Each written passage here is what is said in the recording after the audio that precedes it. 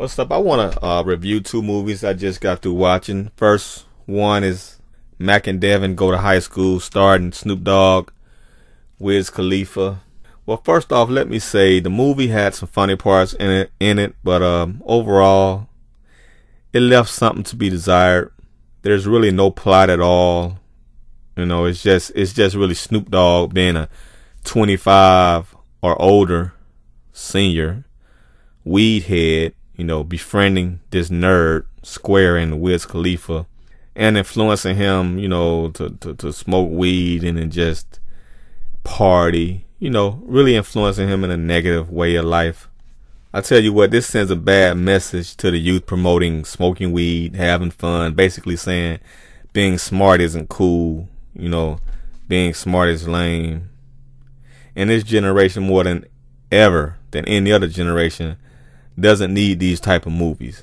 Snoop's two sons were in the movie. They played extras. I wish they could have had more lines, or I wish they could have been involved more in the acting role, because I think those two guys have a lot of energy. I think they could have made the movie more enjoyable.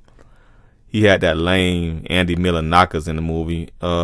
He was okay, but his acting, he really wasn't saying anything. He really wasn't acting, but his lines was kind of lame.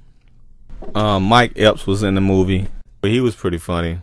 But like I said, Snoop's two sons, I think Snoop could have gave them more of an acting role in it. I think they probably would have made the movie more memorable. You know, bring some little young energy in there. You know, let them be the stars. You know, I think they would have did a good job, but he didn't. So the movie, and Wiz Khalifa is not a star. He's not going to be a movie star. I think Snoop Dogg's sons would have been I think Snoop probably should have put his son in Wiz Khalifa's place, you know. But, you know, I think his two sons would have made it good, because one of his sons looked like he smoked weed. What name? The older one, Spanky. You can look at his lips. He look like he just smoked weed all day. But, like I said, the movie get 2 stars. Okay, now the next movie I want to review is Safehouse, starring Denzel Washington, Ryan Reynolds, Robert Patrick, etc. This right here is a good movie, y'all. This is a good movie exposing the CIA for being the corrupt, dark force of power that they are. They murder and frame anyone who disrupts their lustful ambitions. Denzel Washington is a former agent on the run because he has something that will expose their corruption, and they want it, and are trying to kill him for it. So this movie is not far-fetched from real life at all. Great movie. Good action. Nothing really stands out from it from being like any other Denzel movies. You know, all these movies are action and thrillers, and this is no different from that. Don't really stand out. It's not better than Training Day. Training Day is the best movie I've seen from Denzel.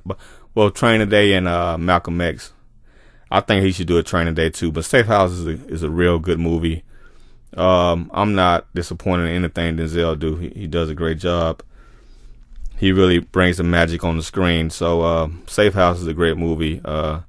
You know, I'm not a fan of the government, CIA, or whatsoever. So this is definitely real life type of stuff that could happen and probably is happening in the CIA, because I really find them I really see them as corrupt organization anyway.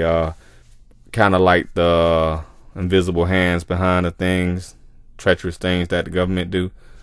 That's the CIA. You know, John F. Kennedy exposed groups like this. That's why he got killed. So, very good movie.